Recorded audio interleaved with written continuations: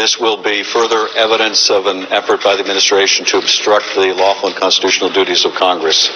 I would also say, and we expect the witnesses who have been subpoenaed to come in this afternoon at White House instruction also to be no-shows.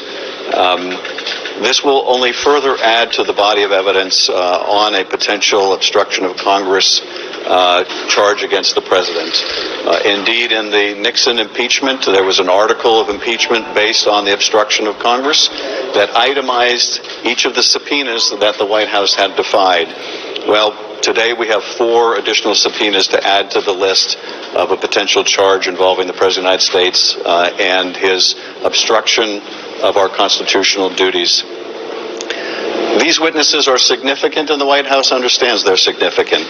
Based on the testimony the committees have already received, we know that these witnesses, those that were in the law office of the National Security Council, those who worked for Mulvaney either in the Chief of Staff's office or the Office of Management and Budget, are first-hand witnesses to allegations of serious misconduct, both vis-a-vis the suspension of military aid and the effort to use that aid as a lever to get Ukraine to do these political investigations to help the president's re-election campaign, but also in efforts to potentially hide the evidence of the president's misconduct by placing that call record in a classified system that would be beyond most individuals' access, and a system in which that call record did not belong.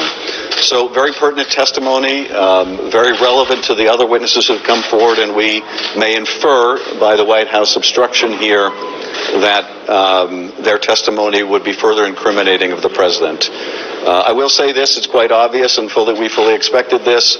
We have seen a series of shifting, ever-changing rationales for this campaign of obstruction.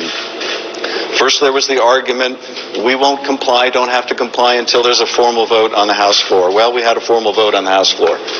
Then it was, we don't have to make these witnesses available because they're senior officials and they're given absolute immunity, even though no court has ever upheld the claims of absolute immunity. Indeed, the only one to reach a decision on it involving Harriet Miers ruled there is no such thing as absolute immunity. And it has been the uniform position of Democrats and Republicans that we do not respect any fallacious claims of absolute immunity.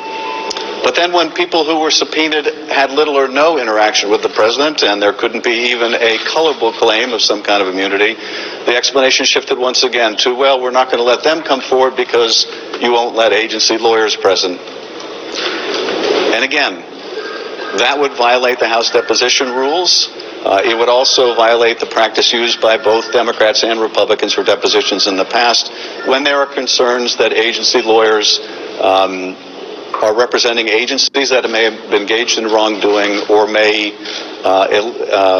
use facts gained in the investigation to prejudice other witnesses in the investigation.